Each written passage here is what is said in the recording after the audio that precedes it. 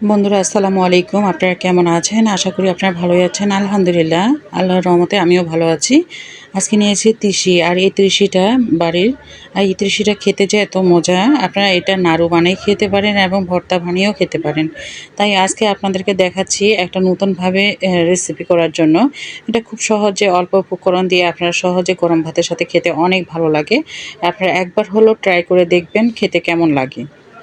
তাই আমি ত্রিশিটা গরম কড়াইয়ের মধ্যে বসিয়ে দিয়েছি। আর এটা এখন ভালো করে একটু টেলে নিতে হবে। এভাবে যত মানে ভাজা যাবে তত কিন্তু ফুটবে, আর কোনো ভয় নাই। এটা ফুটবেই, যা ফুটলে মানে যে খই দানার মতো হচ্ছে। আর এটা একটু হালকা করে ভেজে নিতে হবে। খুব বেশি ভাজলে আবার তিতো করবে, সেজন্য হালকা করে ভেজে নিতে হবে। আপনারা শুকনা মরিচটা আমি খালিয়ে একটু টেলে নিচ্ছি। আপনারা চাইলে একটু তেল দিয়েও ভাজে নিতে পারেন, কিন্তু আমি খালিয়ে নিচ্ছি। তাহলে কিন্তু এখন আমি একটা শিলপাটা নিয়েছি, আর শিলপাটাটা ভালো করে একটু ধুয়ে নিয়েছি। আর এখানে দিচ্ছি শুকনা মরিচ আর তিসি। আর এই তিসিটার সাথে শুকনা মরিচটা ভালো করে একটু বেটে নিতে হবে। আমি আগে শুকনা মরিচটা দিচ্ছি, তারপর হচ্ছে তিসিটা দিয়েছি। আর এটা এখন ভালো করে বেটে নিতে হবে। আমার মনে হয় বেটে নিলেই ভালো লাগবে। আপনারা চাইলে হাত দিয়ে একটু মেখে দিলে লবণ দিয়েও কিন্তু ভেঙে যাবে। কিন্তু আমি একটু বেটে নিলাম, যেহেতু আমি একসাথে ভেজে নিয়েছি, তাই এগুলো একসাথেই আমি শিলপাটা একটু বেটে নিলাম।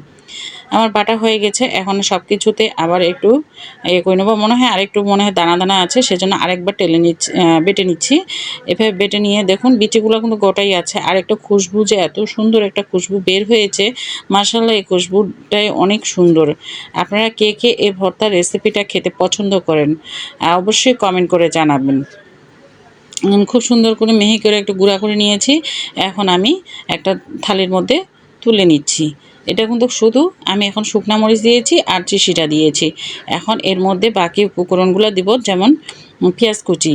এই যে সামান্য একটু পেঁয়াজ কুচি দিয়েছি, একটু মোটা মোটা করে কেটে নিয়েছি। আপনারা চাইলে একটু চিকন চিকন করে কেটে নিতে পারেন, কিন্তু আমি একটু মোটা মোটা করে নিয়েছি, যেন ভাত দিয়ে মেখে খাইতে খুব ভালো লাগে।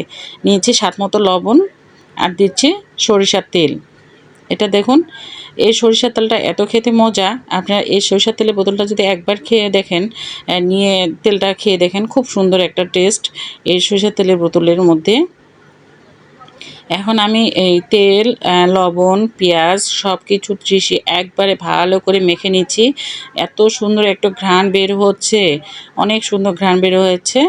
এখন আমি এভাবে আস্তে আস্তে হাত দিয়ে মেখে নিচ্ছি। খুব সুন্দর একটা ভর্তা হয়েছে, একদম কালো জিরা ভর্তার মতো। আমি কখনো আগে ত্রিশির ভর্তা খাইনি, মানে এবারে প্রথম খাবো।